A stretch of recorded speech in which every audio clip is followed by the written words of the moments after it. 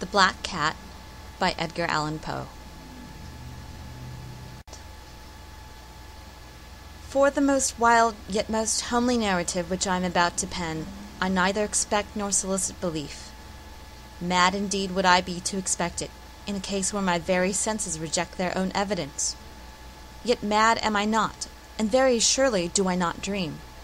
But tomorrow I die, and today I would unburthen my soul. My immediate purpose is to place before the world, plainly, succinctly, and without comment, a series of mere household events. In their consequences, these events have terrified, have tortured, have destroyed me. Yet I will not attempt to expound them. To me they have presented little but horror.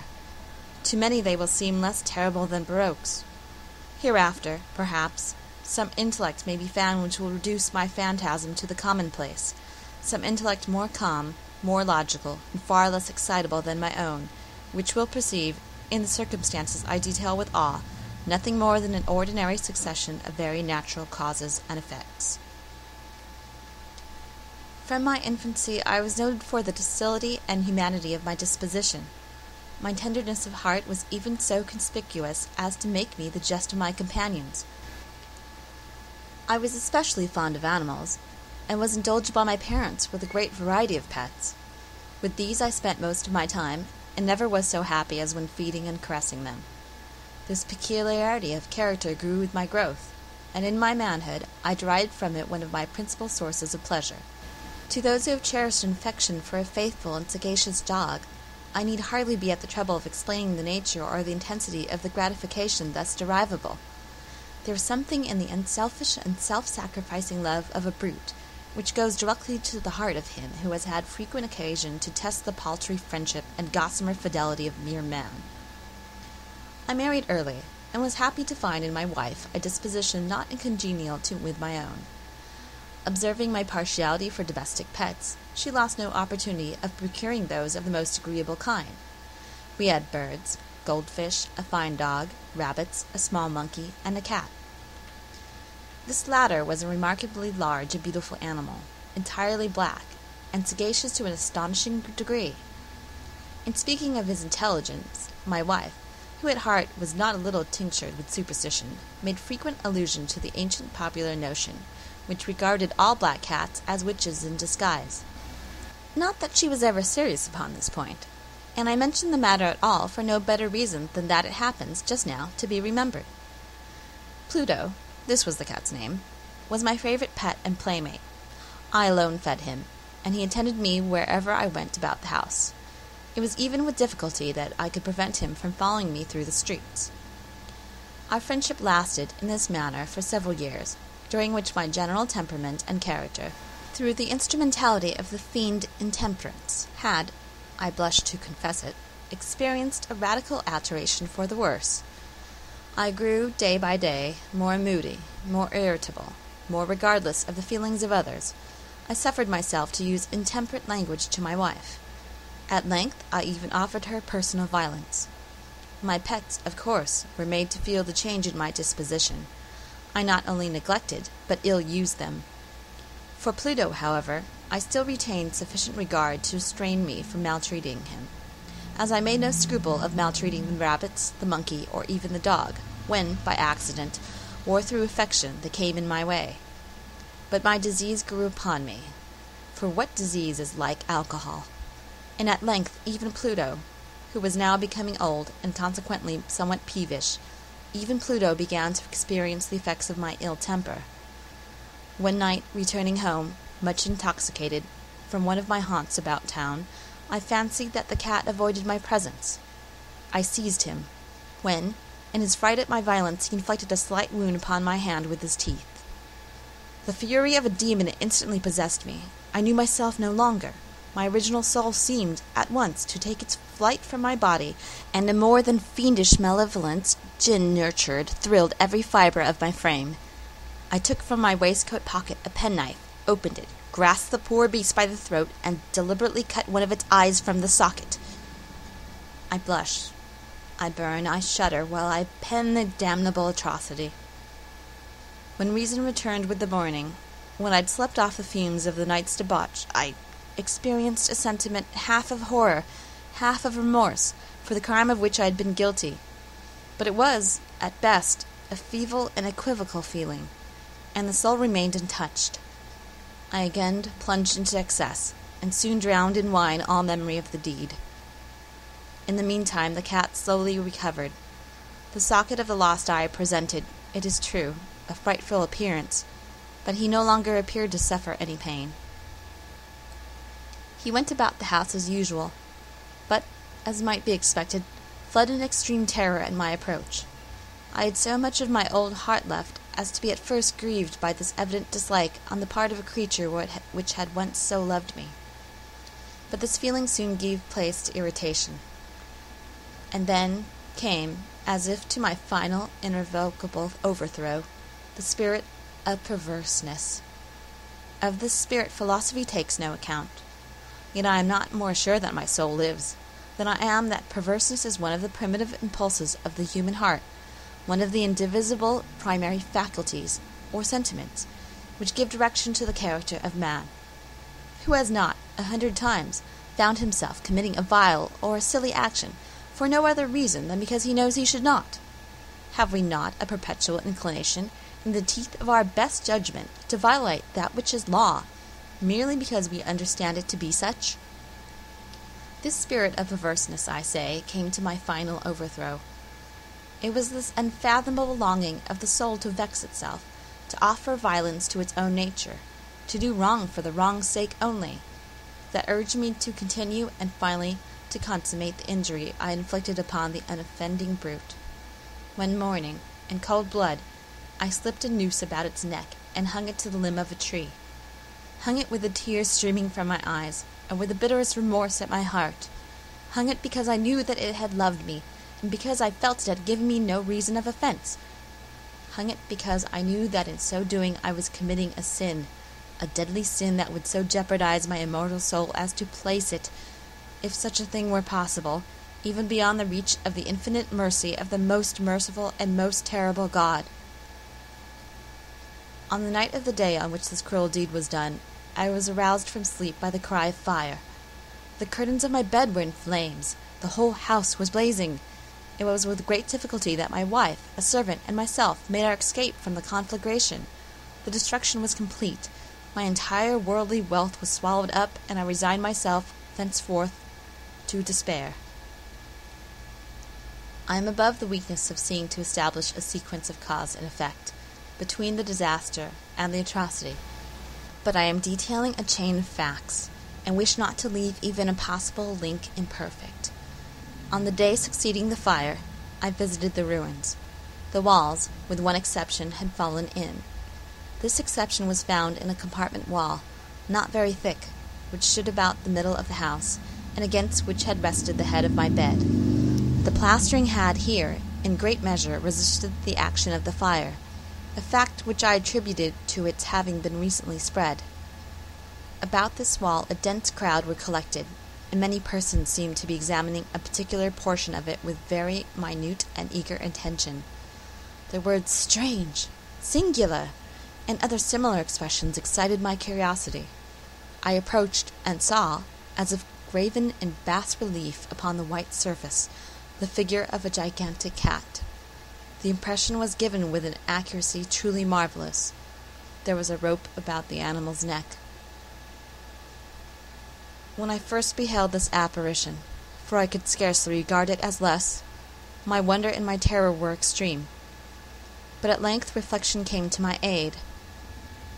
The cat, I remembered, had been hung in a garden adjacent to the house. Upon the alarm of fire, this garden had been immediately filled by the crowd, by some one of whom the animal must have cut from the tree and thrown, through an open window, into my chamber. This had probably been done with a view of arousing me from sleep. The falling of other walls had compressed the victim of my cruelty into the substance of the freshly spread plaster, the lime of which, with the flames and the ammonia from the carcass, had then accomplished the portraiture as I saw it. Although I thus readily accounted to my reason, if not altogether to my conscience, for the startling fact just detailed, it did not less fail to make a deep impression upon my fancy.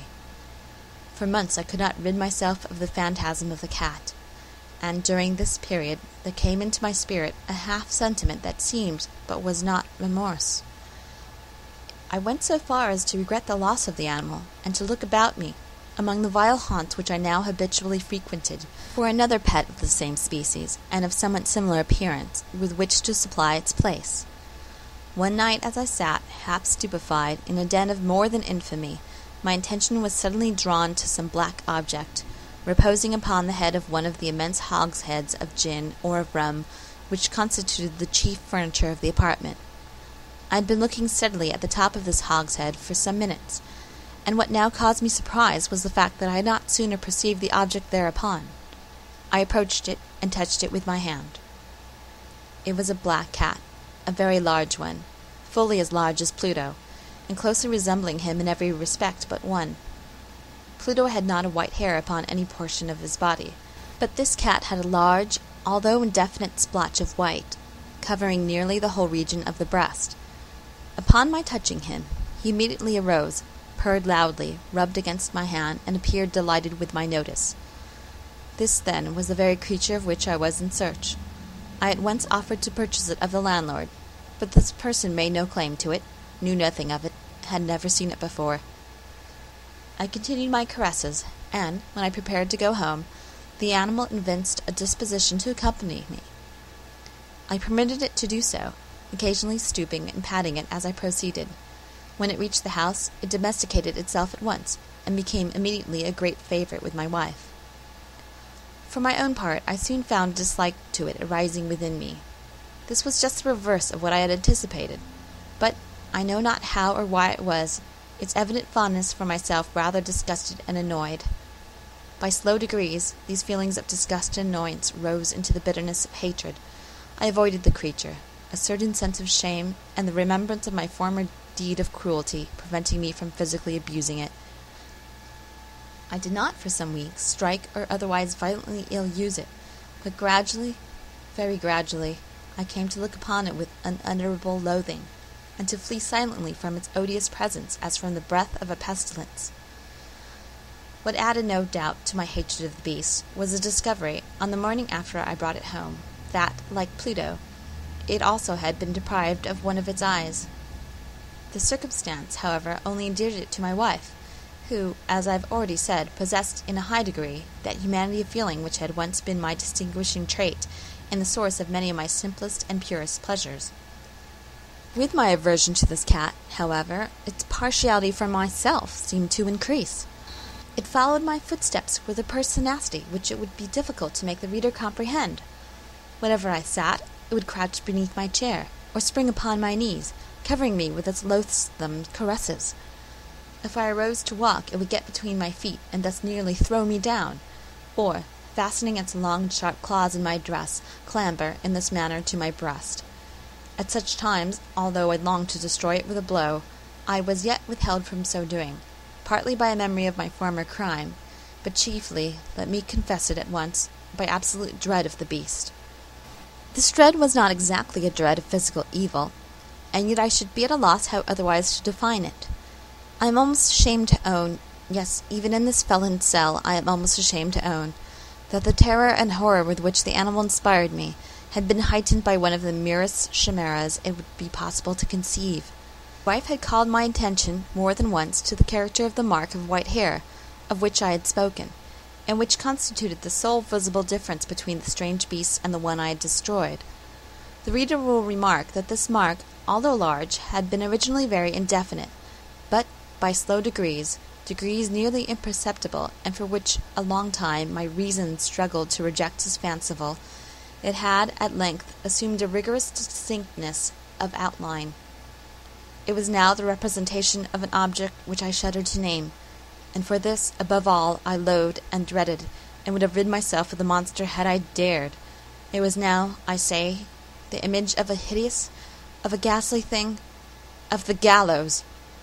O mournful and terrible engine of horror and of crime, of agony and of death! And now was I indeed wretched beyond the wretchedness of mere humanity, and a brute beast, whose fellow I had contemptuously destroyed, a brute beast to work out for me a man, fashioned in the image of the high God, so much of insufferable woe.